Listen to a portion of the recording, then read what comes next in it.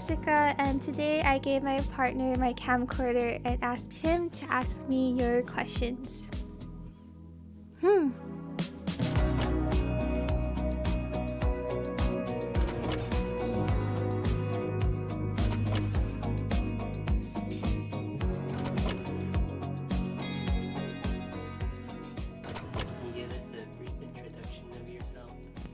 My name is Jessica. I'm 24 years old, turning 25 next month. I grew up and live in the San Francisco Bay Area. A lot of my online presence has been about my community college transfer to UCLA journey, as well as my software engineering. I also just really like making videos. These days I'm trying to make things that I want to make, just trying to turn my memories into like nice, pretty videos for you guys to watch. Yeah, that's me. Basically. What is your ethnicity? A lot of people ask about my ethnicity, and I assume that's because you can't tell. If you have any guesses, please let me know, because I'm genuinely curious. I don't know what else I would look like besides my ethnicity, but I am Burmese Chinese American.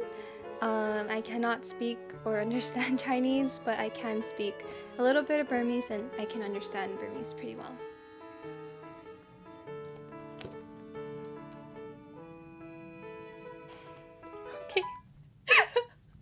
Why you laugh? What's your personality type? Like my MBTI? Something like that. My MBTI is INFP.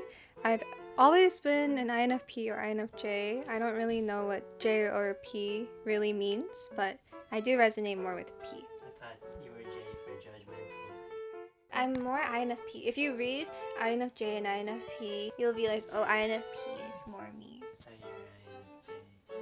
No! Why do you keep saying that? Okay. My enneagram is 2, 4, and 6. I used to be a 2-wing 1, but I guess I've changed. Astrology? I don't know much about astrology, but I'm a Scorpio. That's all I know. Oh. After this, we have to go get groceries for my mom, and we want to make boba from scratch. So Jeff will take you guys along with me. I don't really like those as much anymore though. I'm just gonna get this one. Pasta. Okay, one pasta.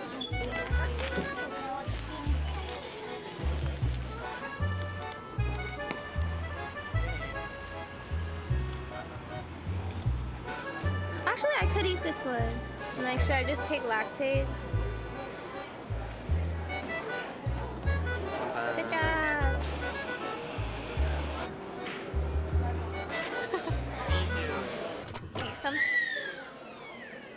Okay. We're at Dagakti, which is a Korean supermarket. We got a pastry. I don't know what it is. I've never tried it, so we'll try it after. I think something I'm trying to be better at is setting boundaries. I think I'm a very people-pleasy type of person, and it's still very tough for me to prioritize myself, but I think we're taking baby steps. I've done a lot of things over the course of my life, not because I wanted to, but because I felt bad. Yeah, I'm trying to do less of that now. Something else is not caring as much. I think I care too much about everything, so yeah, I'm trying not to care as much. I'm like so scared right now because we're filming this in public. Okay, next question. A go-to fun fact would be my typing speed. Oh, it's okay. That's usually what I say because I think it's kind of unique. But if I don't want to mention typing, I'll mention dance. I was on a competitive team in college. In general, I have a lot of hobbies, so I will usually just mention one of those. My favorite memory from UCLA was not with Jeff. I read this question. I was there for 1 year in person because of COVID. But still, it was a very fun time in my life. A memory that did stick out to me was my 21st birthday. It was like my first time being surprised on my birthday, and I felt very loved. I went to the lounge and I was like, oh, where is everyone? And my floor mate was like, oh, they're just like all microwaving their food in my room. And I was like, okay, that's kind of weird. I don't even think he had a microwave in his room. But then they all ended up surprising me. I'm not in contact with almost all of them now, but it was still a very sweet memory that I have. Another moment was dance team's friends and fam. It's an opportunity for your friends and family to come watch your team dance and perform before you officially perform it at the competition. So that day my floor mates also came, and I had one friend. She was also my floor mate. I know who she is. I just don't want to drop names. She got me this unicorn balloon, and it was huge, and we named him Bert, and he didn't die the whole school year. We had to pop him in the end, and yeah, he took up so much space in our dorm room, but we loved him so much. I also have a few other stupid memories with my roommate Cece that I really cherish. I think those are the top few memories that comes to mind. Okay, next question. Something about my personality that people do not expect. My competitiveness. I'm very sweaty. Sweaty is not a literal term. It means competitive. But I'm very competitive when it comes to the games. I like winning. I don't know how to say this without sounding like a DJ. It depends on the crowd. If I'm with my brother and Jeff, then I'm very competitive. If I'm just with friends, and especially if they don't play games, I try to tone it down. Okay, we can try our blood now. Can you answer the question? No, I've been put on the spot. She's funny. Yeah, she's funny. I'm funny. Yeah, she got jokes. She doesn't know it sometimes, but she got jokes. Yeah, I'm done. Can I try? Scary.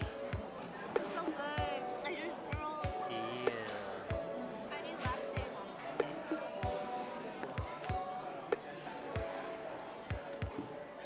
Pictures and blue skies, I'll be with on your right. It's on the moonlight, how many songs I write. You'll be my side. Oh my god, I don't like it. It's over. Wait, it might work. It's not working. What do you do? Zooming in. Yeah. Look at it. Okay, would you like to answer questions now? Yeah, we can answer questions. Did you ever feel behind when you were at community college? There were definitely times I felt behind. I think I felt the most behind when I first commit to community college, and probably my first semester. Out of my friend group at the time, I was only one that was choosing community college. And so I was scared, and I also obviously compared myself. And it kind of made me feel like my work from high school had almost gone to waste, because I worked very hard, but it seemed like I couldn't show results for it because I had to go to a community college. But then as I started to attend community college more, I realized that we're all kind of just going at our own pace. I was classmates with a lot of older adults who were going back to school for the first time or were finally able to get a degree. And I think that helped put things into perspective for me. I was actually very young compared to my peers, and it wasn't oh, I'm the youngest one here, I'm better. It was just we're all going at our own pace, and it's really not that deep. I met a lot of smart people when I was at community college. I really enjoyed it. Boba update. Let's watch it melt. Real time, by the way. From this side. Alright. Look at it. It's gonna fall, girl. What are you doing? My bad, Oh my God. bad. Okay, next question. Did college prepare you well for your job or not really? No, it didn't. But to be fair, I did not study computer science all 4 years. I studied computer science my first 2 years. But when I got to UCLA, which is where I transferred, I studied computational math. So it's mostly math classes. I learned everything my first year working. And it was pretty tough because I felt like other people knew things I didn't. That's the first time I actually felt pretty behind. I had a lot of imposter syndrome. Luckily, the team that I was on was very good at teaching. I was very lucky in that sense. I didn't even know how to use Git. I think in general, if you studied a 4-year CS curriculum, it's enough. But obviously there are still things you'll learn on the job. You just have to work hard and learn when you're actually working. You ready for the next question? Yeah. Ready for the next question? Do you feel like your job defines you? No. I think online, maybe it comes off that way. I made a lot of TikToks my first year working, and it kind of all feels like a social experiment now. I was just making videos that I thought would do well. And they did on TikTok, but it was like so not me. I felt so uncomfortable posting software engineering TikToks. No, I don't think it defines me at all. It's a big part of me because it's my job and that's what I do every single day. And I talk about it online, but it doesn't define me. I think things like my hobbies define me. You hear this? What kind of media shaped you the most? You mean like books, movies, games? Yeah, shows. Oh, definitely games for sure. Games have left the biggest impact on me. I love games. I don't play as many games anymore, but games have definitely shaped me. League has given me social anxiety. Undertale shaped me a lot when I was younger. I loved the soundtrack and I was very attached to all of the characters. If you're familiar with it, I played, my first time I went to it blind and then I played Pacifist and then Genocide. I was like very immersed in the story of Undertale. And more recently I played Outer Wilds. It's my favorite game to date. It's an amazing game and I think it's changed my perspective on life. I love Outer Wilds. Jeff loves Outer Wilds too. We played together. We used a multiplayer mod, and I watched we both watched a documentary on YouTube, and Jeff was like listening to podcasts, and we finished it like months ago, but we still watch playthroughs. But I don't want to hype it up too much. I think if you don't like it, you don't like it. But if you do like games like that, it's life changing. So, Perfect. yeah. Here's a good one. What's your relationship status? I'm zooming in.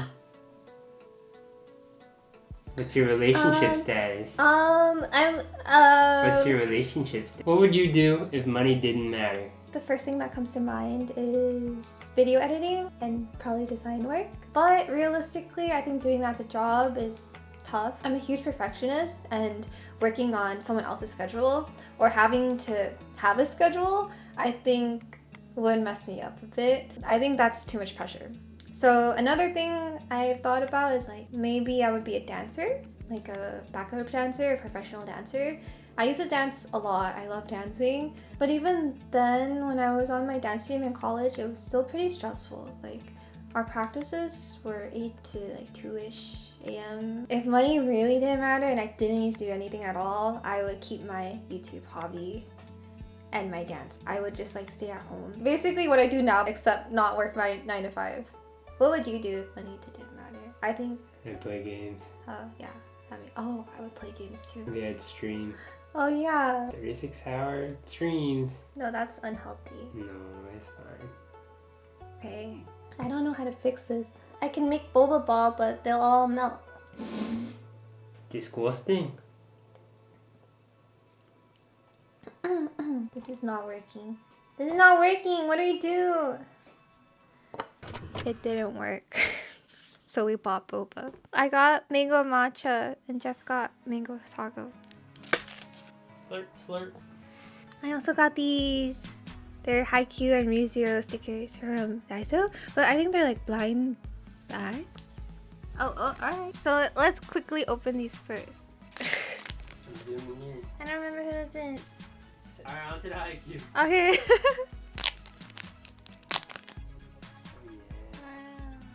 What's your relationship status? Alright, next question. How have you and Jeff managed long distance for so long? We've been together for a little over 3 years now, and we've been long distance the entire time, but it's been pretty easy for us. Our long distance is not that bad. He lives in SoCal and I live in NorCal, so it's only like a 1.5 hour flight to see each other. So, and we're in the same time zone. There was a period where I was in Seattle, so the flight was a bit longer, but still. For both of us, we love playing games. The quality time has been very easy for us because we have that in common, but we also watch a lot of shows together and movies together. I've gotten Jeff into a lot of things. He is watching Boys Planet with me right now. The entire time we've been dating, we hang out every single night for like 5 hours. Usually after dinner until we go to sleep, we'll be FaceTiming and on Discord at the same time. I think Every couple, especially a long distance couple, should have a Discord server together. And I know that sounds like really nerdy, but it's very helpful because in a server you can have like different channels. I think it's very helpful like to keep track of information and you can just hang out there. We used to take turns flying to each other, but then I have 5 days in the office, so Jeff flies solely to me now. And he visits about every 2 months for 1 week. There are definitely bad and good things about long distance. I like long distance because I feel like we have enough time and space to do things on our own. Like we can focus on our careers, and once we're at a more stable point, we can eventually like move in together, live together. But right now, I think we're pretty content with our relationship. Yeah. 2 more. What would your younger self think of your life now? That's a good question. I mean, true. It depends which younger self. I think me in elementary school would be like, oh yeah, that's me. Like I expected her to like do all of these things. Me in high school would be so surprised. Me in high school would be like, what the heck? I performed pretty poorly in high school. I worked very hard like academically, but my mental health was just so bad back then that my goals naturally became smaller and smaller because that's how it is when your mental health is not good, because you're focused on other things. You just don't have the space to be as ambitious because you're so focused on just trying to get through each day. I think my high school self would think that I'm so cool. I think they would be very shocked that I ended up going to UCLA. It was a dream school. They would be shocked that I am working at a big company. They'd be very happy for me. I sometimes think about my younger self and I wish that I could talk to them and be the adult that they didn't have in their lives back then. And I wish I could give them advice and tell them that things are gonna be okay. When I started making my YouTube videos, I think I wanted to be that figure in other people's lives. I wanted to tell people that even if you were at community college or like you were struggling, that things would be okay. What are your end goals and what kind of life do you hope to build? That's a tough question. In general, my goals are to have a good relationship with the people closest to me, which includes my family and my significant other and myself. And I think the security of those 3 relationships generally bring me happiness. The biggest thing to me is security. So security in my relationship, security in my job, because security in job is financial security. When it comes to my career, I don't even know. I have to really think about that. I don't know what I want to do. I mean, the other options for me are either to keep climbing as an engineer or become a manager, a software engineer manager, or like a product manager. I don't know. There's a lot of things. And I feel like as long as I am content and I have good work-life balance, I'm good. Like I don't need more than that. My career goals are still quite unknown. If life could continue like this, that would be amazing. Is that the kind of life you wish to build, B? Oh, the kind of life I wish to build? This is a pretty personal question. I don't know. I would like to build a life that is secure and stable enough that my children, if I do have children, that it will be secure and stable for them as well. When I think of my end life goals, it's to be able to teach someone and pass down my knowledge. I don't see myself building something that is too different from what I currently have. I'm turning 25 later this year and my brain is like developing now. And Jeff is going back to the airport. Today he's going back home. Is that the last question? Yeah. Bye-bye. Thank you for watching. Love, Jessica. Yeah.